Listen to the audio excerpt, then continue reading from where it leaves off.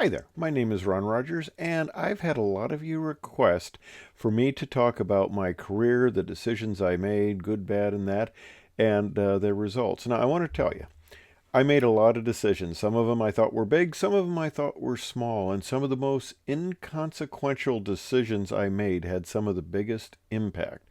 And the way my career ended up was not the way I thought it would when I started out, but that was 53 years ago, and things can really change. And I want to talk to you about those decisions and how it affected me, and how those decisions also affected other people that I knew and their careers. And I think you will find it very interesting, especially if you're just starting out in your aviation career.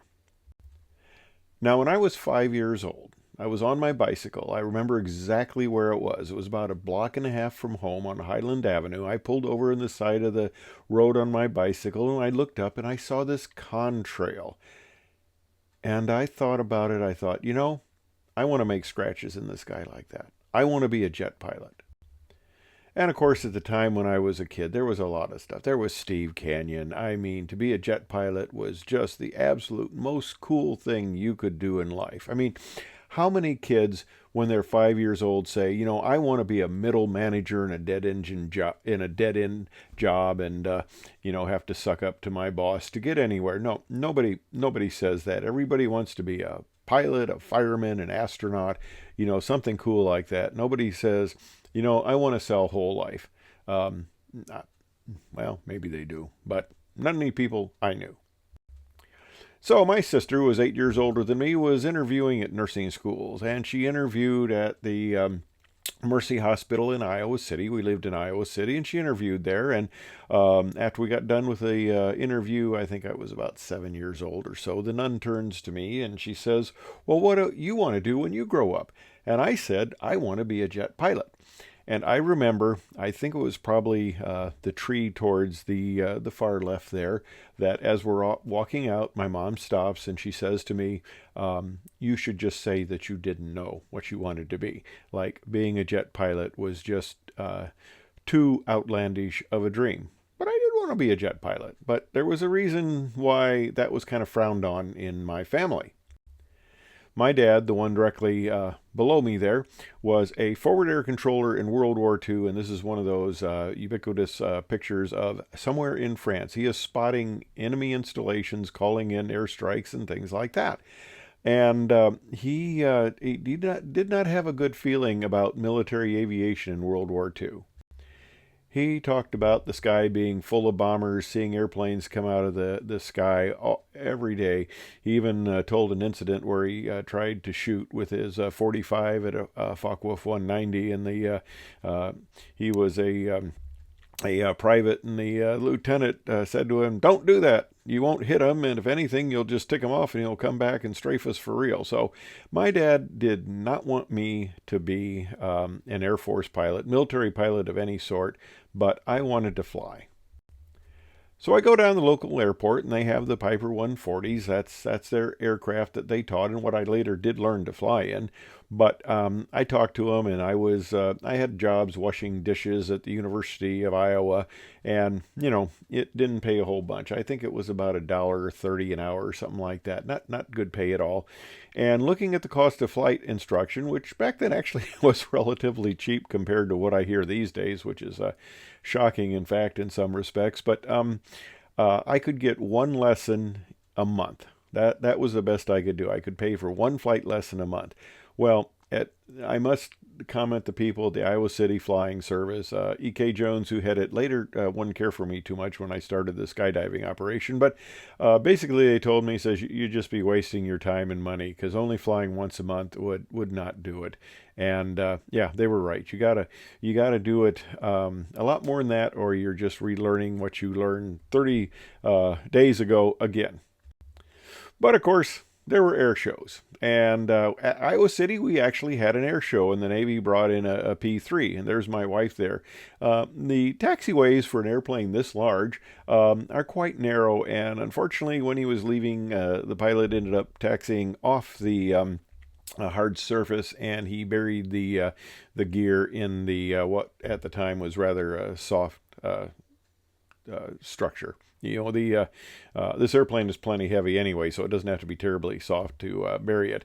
And then when I was, that's my future wife there, we were dating, and we went up to Sioux City, and they had an air show up there. And I saw an airplane. We were looking at this A-37, which is, going to be in my future, although I didn't realize it at the time. Now, I loved watching the Thunderbirds and the Blue Angels. The Thunderbirds were at Sioux City. The Blue Angels came to Iowa City and back in Cedar Rapids, for the air show. And back in 1971, Ernie Christensen, number 4, landed gear up, and I do a little video on that, and I watch him, slide on the runway, punch out on the deck. It didn't discourage me. That looked like fun. Oh my gosh. But anyway, I thought, boy, that's cool. The Navy looks cool. I actually have a piece of this aircraft. And the Thunderbirds were at Sioux City. And the interesting thing is that number 5 there, and I think a couple of the others too, because we had 3 of them at Edwards, ended up having them, and I got to fly the F4. So although I thought it would have been cool to be a Thunderbird pilot, because that's a nice show thing. You get all the attention and admiration of the people, and it looked like an awful lot of fun. I did later get to fly, these aircraft, but I thought it'd be fun. But later on, when I was a pilot for United Airlines, I don't want to get too ahead of myself, but I had as my co-pilot Thunderbird lead for 2 years, and I found out it looks glamorous, but it is an awful lot of work, and you have to put on a good show, and things like landing gear up really don't go over well with the crowds, although the lady next to me said I bet they do that as part of the show, and I'm going, no ma'am, I don't think they do. But number 5 Thunderbird, I got to fly much later on in my career, but I'm getting ahead of myself. Okay, so there was strong resistance not to be an Air Force pilot. Well, okay, I like technology stuff. I like nuclear physics. I thought it was absolutely fascinating. I built a particle accelerator, half an MeV, 500,000 volt Van de Graaff accelerator there, and did a lot of welding, soldering, silver soldering, stuff like that. And I had the people at the physics department, the graduate students were great. Actually, the Professor Carlton, who later became my advisor, at first just kept shooing me out of there, and I would keep coming back like a bad penny. The graduate students would help me, and I'm sure they got in trouble. And finally, I think he just gave up. And he was worried about, liability insurance. I mean, this stuff is dangerous. It's high voltage and stuff like that, and I can't believe I was messing with this stuff. There's radiation, there's high voltage and stuff like that. But later, he did become my advisor. And I did some science fair projects. I did something every year. I made a meson detector. I did start out with things like principles and characteristics of discharge tubes. But anyway, he got involved later, and I won first place in the state fair, and I went to the international fair in San Francisco, and that was my first ride on an airliner at United Airlines, DC-6 and then a 727. And boy, I was just absolutely enamored in that. And, aviation is a small world. This is Ed Freund. His father had the title of chief inventor for Goddard. He made a lot of the parts for Goddard's rockets, and Ed made the parts for the University of Iowa. Had a series of satellites, and I talk about that in another video. But Ed helped me out a lot with machining and stuff, because a lot of these things had to be made, and he helped me with that. And later on, I'd come back and I'd give him for free his biennial flight reviews, or now flight reviews they're just called. Ed had his own J3. He had his own grass strip. He was a great guy, but he was an absolute rule follower, and he was on a medication that the feds wanted him to go off to prove that he didn't need it. But the trouble was, he did need the medication, and he refused to go off it, so he just gave up flying. And I told him, Ed, I said, you got your own grass strip, you got your J3, you only fly to your friends' places. I said, you could just fly and nobody would ever care, but Ed couldn't do that. So I'd gotten, well known at the physics department, and I ended up. That's my future wife there. I ended up operating the Engine 5 satellite. That was one of my jobs. It was a lot of fun for Dr. James Van Allen, the space physicist. But the satellite actually lived a lot longer than anticipated, and we kept getting funds to operate it, and it was, going into graded modes and things like that. But we still operated until the money finally ran out, and we just basically had to give up on it and let it die, which was unfortunate. But I was a physics student, so they said, well, we want to put you in charge. Dr. Van Allen said, we want to put you in charge of my 2 million volt Van de Graaff to calibrate the space probes on Pioneer 10 and 11. So I was involved in that for a while. And, I later realized that nuclear physics wasn't for me. I liked building the equipment more than I liked doing the experiments. And I ended up going to electrical engineering. And of course, unfortunately, this program came to an end, calibrating the space probes Pioneer 10 and 11. And not being a physics student anymore, they didn't feel that they should necessarily, give me money. Although I did work in the as a technician in the 7 MeV million electron volt accelerator that the nuclear physics department had under Dr. Carlson, the guy who kept trying to throw me out, finally. And I did that as a job till I went on and did other things like worked for the Johnson County, Iowa Sheriff's Office as a radio operator and stuff like that. But I couldn't afford to fly, but I could afford to skydive. It was relatively cheaper. So I started out at a skydiving operation in Marion, Iowa. And actually, I flew my biplane there recently, and it was totally unrecognizable, except possibly for the runway. Everything that had been there was gone. It was amazing how things can change. There's a picture of me there getting ready to go skydiving with the group. That barn in the background is gone, stuff like that, and that's my fiance now. But the club suddenly stopped, and I wanted to keep on skydiving, so I went to one other club that was just full of crazy people. Not that skydivers aren't a little crazy as it is, but I decided now they ran a pretty unsafe operation. I'll start my own club. When you're in your 20s, you don't realize how difficult these things could be. But I talked a farmer into letting us use his field. I talked another guy into letting us use his Cessna 180, which is Ken was quite interesting. Ken was a electrical engineer and a doctor. Very tall guy, almost 7 feet tall. He had to duck when he come in the classrooms, but I got him to lease the airplane. Unfortunately, later he had a number of airplanes that he leased, and he unfortunately later. Still very young, I think probably in his 30s, he died on the takeoff of a twin. I think possibly a Cessna 401, which didn't have a very good reputation, but he had an engine failure and he unfortunately died. A very amazing, intelligent guy that was cut too short. Now, you might notice on that left wingtip, of course, we didn't skydive in the winter. The field was covered with snow, but we kept the airplane tied down out there, which was amazing. It didn't cost him anything for tie down, but the ropes broke. One of them, and the airplane in a windstorm went up on its wingtip. Oh, by the way, you can see under the aircraft, that pipe. I got a piece of steel pipe, bolted it to the struts there. I didn't know anything about STC's weight or balance, 337s or that.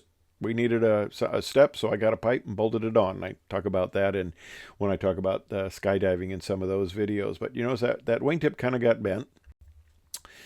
And there it is. We're out in this middle of the field. Well, when we got to a point where he could take off, the pilot, our pilot, Joe, flew it back. I'm not sure if he got a ferry permit or what, but they flew it back to Iowa City and got the airplane fixed.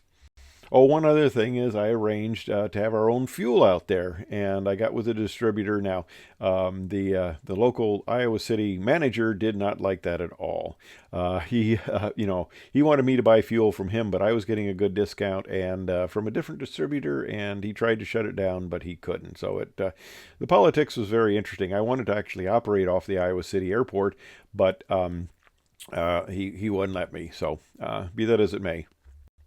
I got a couple of people to act as instructors, and that picture on the left was publicity photo that we got in the Daily Iowan, which was a local student newspaper, and we got a lot of university students who came out and skydived with us. Well, I became more and more experienced as a skydiver, and that's me under the para commander there. And I found that a lot of the skydivers now don't even know what a para commander is, but that was the top of the line chute back at the time. And that fiance girlfriend, we ended up getting married. And my wife actually wrote the thank you notes for our wedding out on the drop zone. But I still wanted to fly. Skydiving was fun, especially if you're somebody who likes drinking beer, and at the time I wasn't. It's full of crazy people, but it was a lot of fun. But I still wanted to fly. And the Navy came out to the University of Iowa. Now, this is during the Vietnam War, where military recruiters were not very well liked. In fact, we had riots every spring where they essentially shut down the campus, anti-war demonstrations. But I thought being a Navy pilot would be cool. So, the Navy recruiters gave me a ticket to fly on United Airlines from Cedar Rapids, Iowa, up to Navy Glenview, which actually existed at the time. It's all gone now. And I took a physical up there. And they looked me over and they asked me a number of questions. And then the examining doctor told me that, well, you've got a crossbite, which I knew, back then. My father was a firefighter. He painted houses part-time just to kind of make ends meet. They didn't get as good a pay as they do now, but, we did not have a lot of money. Orthodontia in my period of growing up in the 50s and the 60s, it didn't exist, at least for the social economic group that I was in. So I had a crossbite, and I had 8 serviceable teeth. Well, that's the minimum. You have to have 8 serviceable teeth. All the rest had this crossbite. I only had 8 that actually came down on each other. And I thought, man, if I go unserviceable on my teeth, I am done as a Navy pilot. Well, I found out the Air Force didn't care at all about the number of serviceable teeth. Wasn't a problem at all. So the Air Force had a lot more variety of airplanes to fly. So I got involved in Air Force ROTC. Actually, they required it as a freshman, and I got my uniform, but you only had to do a month of ROTC, and I said enough of that, and I got out. And it's kind of interesting. It was a 4-year program, but you could also come back on a 2-year program. And a lot of the people that were there on the first year, I later met when I came back on the 2-year program. And that's kind of interesting in the fact that I wasn't a full 4-year person, but I did the best I ever did as a cadet as far as rank and position. That was my high point in my career with the Air Force. But part of that, I went to summer camp out at Otis Air Force Base. Now, this was a fun time. I had been married for 7 weeks, and I spent 6 weeks out at Otis Air Force Base. And it rained most of the time. I shared the cab with some people who were going out, young girls who were going out to Cape Cod, and they probably didn't have as nice of a vacation as they hoped because the weather wasn't that good. But I got to fly in a T-33, and oh my gosh, that was the most amazing high-performance aircraft I'd ever seen. I absolutely loved it. I was in love with this. I came back, and actually skydiving did not interest me anymore. And I was president and founder of the Iowa parachute team, but I turned over the other people and I said, man, I've just lost interest in this. And that was kind of unfortunate. I could have kept going with it, but I dedicated myself more to the flight training and stuff like that. Now, the discipline in Air Force ROTC is severe. Infractions for improper wear of the uniform are severe, but we learned to fly. They taught us how to fly. And you could always tell who the officers were that were the pilots because their desk was full of airplanes. And of course, the commandant of the detachment required extreme respect.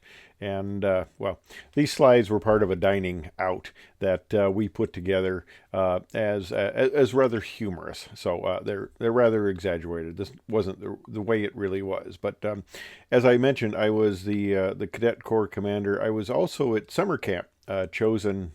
We had the 6 weeks. 6 of us were chosen to be cadet corps commander over the group, and I was one of the people chosen out there. Not quite sure why, but they did.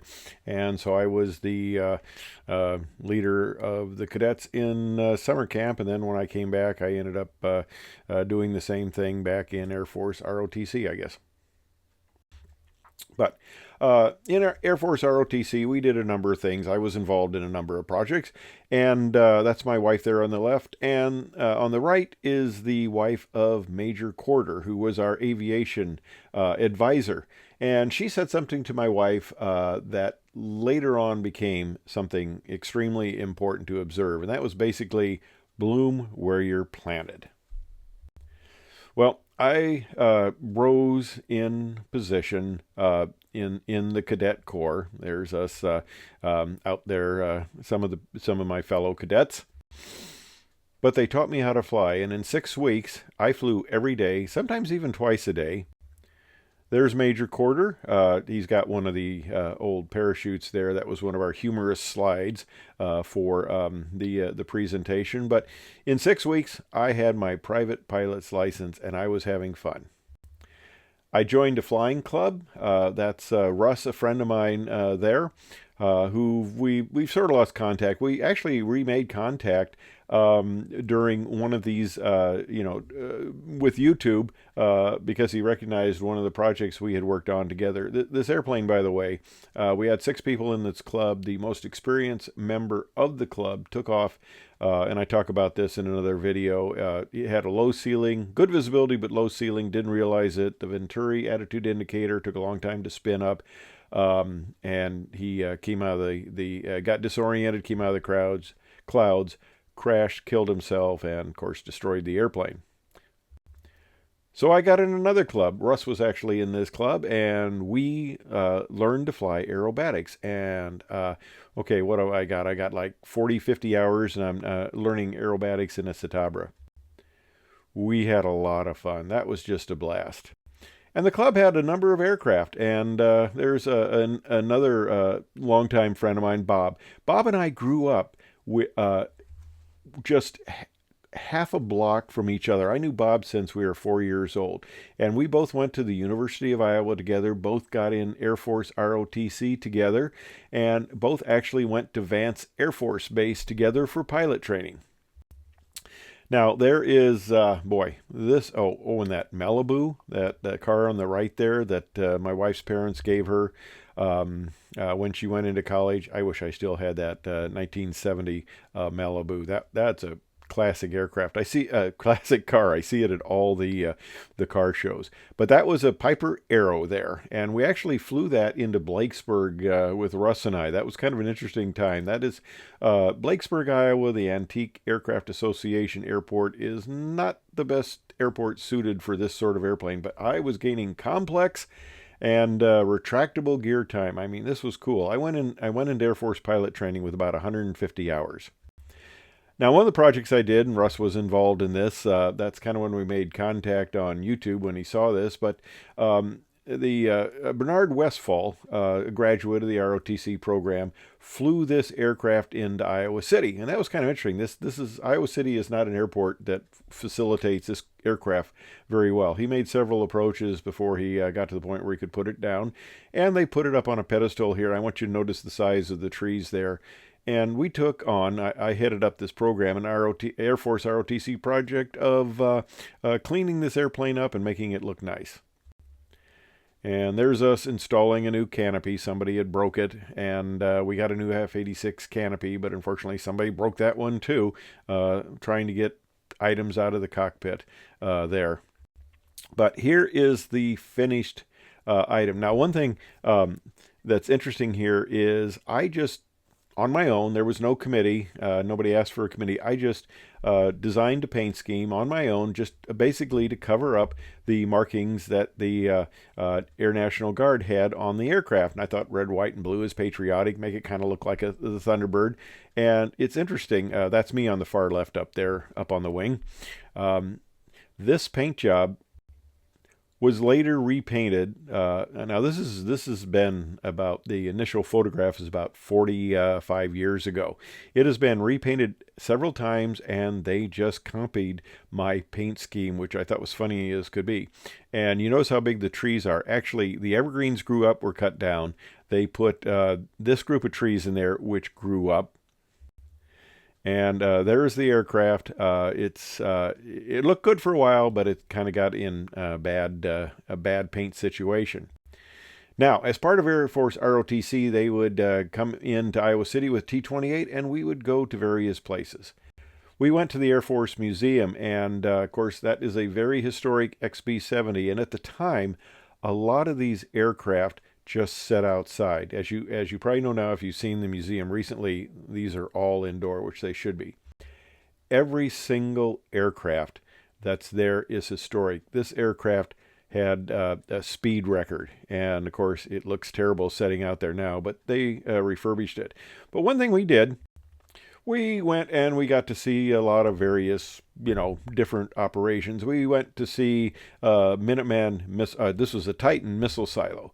And it was kind of interesting. We went down there where they could control and launch the missiles, and there was this little, at the end, there was this little opening and a shovel. And basically, since these were missile sites, you were the target, or could be the target, of a nuclear strike. So if that happened and the elevator was disabled, you had a shovel and you were supposed to shovel your way out. Yeah.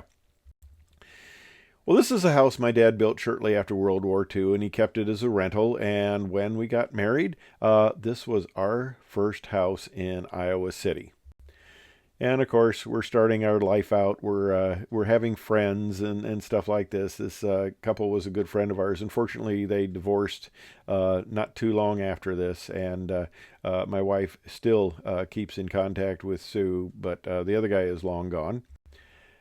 And we had our first Thanksgiving meal. There's my wife's parents there, and you might notice the rolls are burnt. We still laugh about that to this day.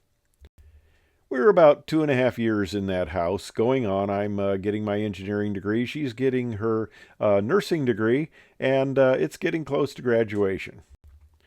Well, here's where I became the highest ranking position that I ever achieved, and this is as a Cadet Corps Commander, and I'm getting the Bernard Westphal Award. The gentleman, the Air Force ROTC pilot from the University of Iowa, who flew that F-86 into Iowa City as a member of the Iowa National Guard, later was killed in a T-33 disintegration. The aircraft just came apart, so they had an award, Bernard Westphal, and I'm sure his widow has passed away probably a long time ago, and University of Iowa ROTC, they might not even be aware of this award. I actually called back and asked them about, the plaques that, I had my name on and stuff like that, and they said, oh yeah, we got rid of those. Those are really old, and we got rid of those a while ago. Okay. Well, there's me getting a number of awards, and that's Bob actually to my left there. I was Cadet Corps Commander, and he was the over the Air Force and the Army. He was the commander over the Air Force side.